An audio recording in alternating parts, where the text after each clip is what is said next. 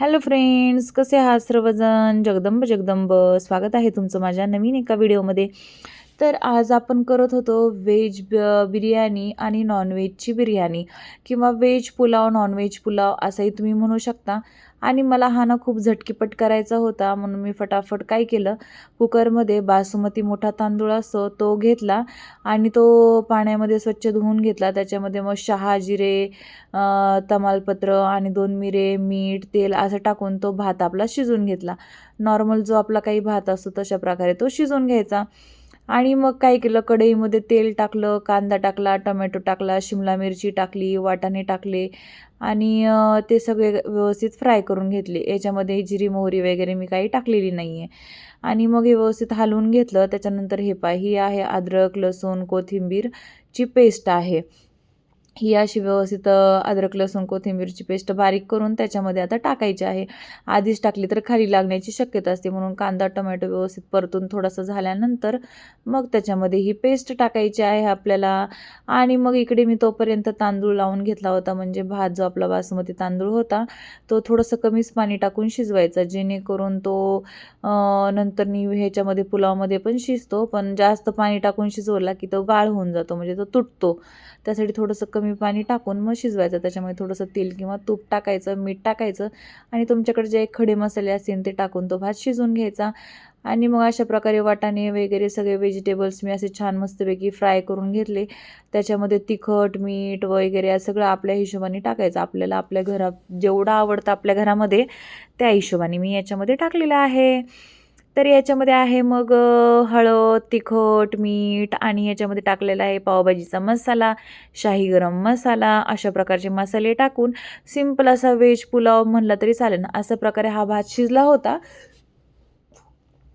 आणि आता मी हा भात याच्यामध्ये मिक्स करून घेते की झाला आपला व्हेज पुलाव किंवा व्हेज बिर्याणी तयार. तशी मी व्हेज बिर्याणी, दम बिर्याणी टाईपही करते, का चांगला कांदा शालो फ्राय वगैरे करून तळून वगैरे त्या प्रकारेही करते. पण ही झटकीपट सिंपल तुम्हाला मी दाखवते की तुम्हाला फटाफट आणि चविष्ट जर खायचं असेल तर. आता याच्यामध्ये तुम्ही पनीर, मशरूम्स, झुकिनी टाकू शकता किंवा अजून काही बरेचसे व्हेजिटेबल्स असतात, ब्रोकोली वगैरे बरेचसे व्हेजिटेबल्स तुम्ही टाकू शकता याच्यामध्ये. भरपूर काही गाजर वगैरे, बीन्स, ते सगळं काही जे काही आपल्याकडे असेल तर टाकू शकता. पण मला खूप साधं सिंपल करायचं होतं, का तर आम्ही खूप सारं भरमसाठ व्हेजिटेबल्स खाऊन खाऊन कंटाळ होतो, म्हणून साधा सिंपल मला दोन्ही पण, चिकनचं पण आणि व्हेजचं पण सिंपलच करायचं होतं, म्हणून मी त्या दिवशी सिंपलच केलेला.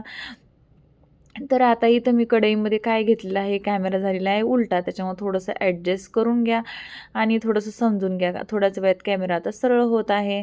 आणि मग याच्यामध्ये मी तेल टाकलं होतं, कांदा टाकलेला, टोमॅटो टाकलेला आणि मी हिरवी मिरची टाकली होती आणि ती छान मी अशा प्रकारे आता परतून घेत आहे.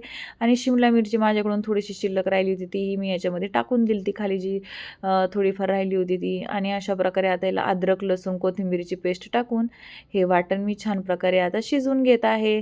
आणि त्याच्यानंतर याच्यामध्ये टाकायचं आहे आपल्याला दही.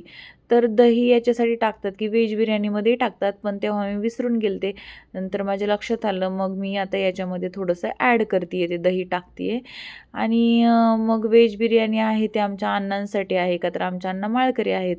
मग मी त्याच्यानंतर त्यांना ते दही दिलं शिल्लक राहिलेलं, का तर त्याच्यामध्ये टाकलं नव्हतं म्हणून. आणि मग आता हे होत होतं तोपर्यंत काही चिकन आणलेलं नव्हतं, मग मी अण्णांना आणायला सांगितलेलं.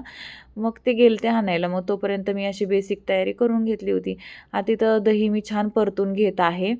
आणि इथं मग कांदा वगैरे ठेवला होता थोडासा. तर आता इथं चिकन आणून ते स्वच्छ धुवून ते याच्यामध्ये टाकून घेतलेलं आहे.